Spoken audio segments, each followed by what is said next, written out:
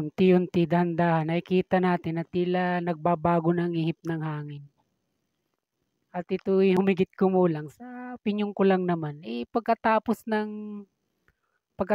ma-archive nga itong impeachment ni Vice President Sara Duterte diyan sa Senado.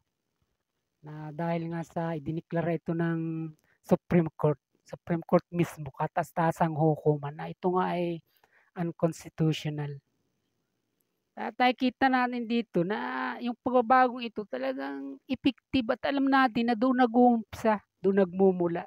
Tingnan nyo na lang itong nangyari kay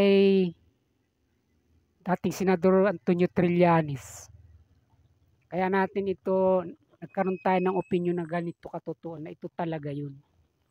Na hindi parating amihanin yung hangin para sa mga anti-Duterte. At ngayon ito ay nagbabago na at tila tumutungtong na sila, pumapasok na sila sa mabagyo, maulan at mabahang habagat. Ganyan na nangyayari ngayon na nakikita natin. Itingnan nyo, hindi ba naglabas ng warrant of arrest itong Quezon City Municipal Trial Court, itong MTC. Dahil MTC lang naman dahil sabi nga no isang vlogger na pinklawan din. Siyempre, ang panig nito kay Trillanes. Sabi nga niya napakaliit naman na kaso kaya false testimony. At katunayan kaya totoo na may nilabas na warrant of arrest at kaya ito hindi nakulong, nakapagpiyansa naman kaagad ito na napakaliit lang, sabi pa nga ng vlogger na ito, 18,000. Kaya di nakalaya na ito at kumpara daw naman sa mga ikinakaso nito sa mga Duterte na talagang mabibigat na mga kaso. Sabi nga niya plunder at saka itong war on drugs na at dito nakikita natin na biglang-bigla tila yung hangin pumipihit ng at yung doon na ang pabor sa mga Duterte.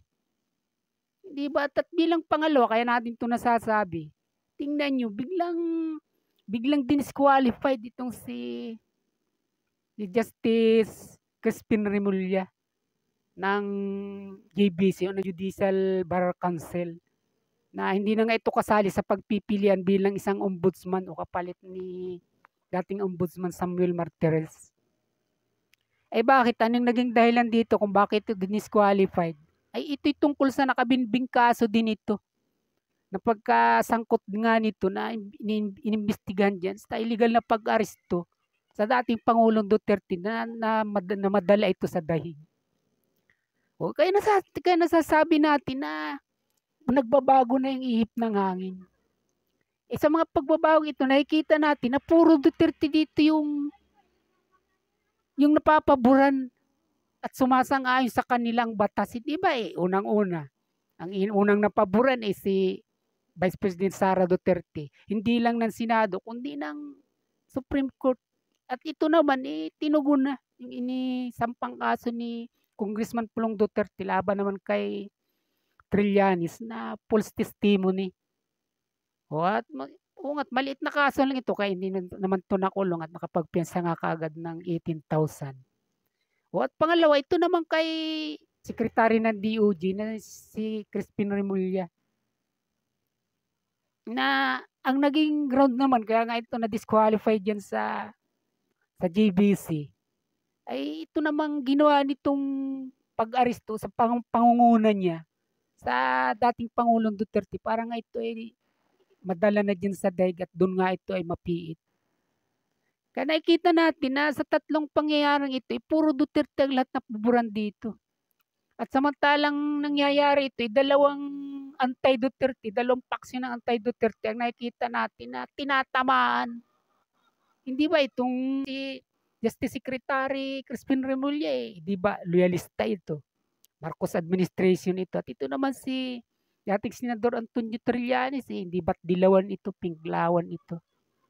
Kaya natin nasasabi na hindi laging amihan yung hangin at ngayon dumarating na sila at unti-unti nadarama nilang pag-ihip ng habagat na alam naman natin na pagdating ng habagat talagang maunos ang bagay na ito, maunos ang panahong ito. Kaya ito yung panahon na para sa mga anti-Duterte kung paano nila ito sasalungahin. Hindi naman parati ang panahon ay pumapabor sa iyo katulad din ng ihip ng hangin at ngayon ay nakikita natin na nagbabago nga ito at nagpapasalamat tayo na dapat, mag-move on na, matuto na rin itong mga Anti-Duterte na hindi natatapos, walang katapusan yung kanilang mga pagmamatigas kahit na lahat ay kinakalaban na nila, hindi ba?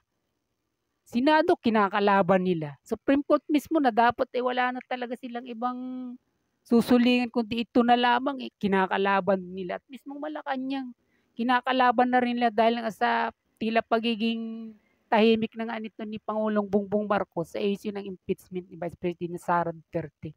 At ito ngang at lastly nga, eventually nga, tila nagpapasalamat pa si Pangulong Bongbong Marcos na nakikita nila sa mga interview na ngayon daw tahimik na dahil wala ng impeachment.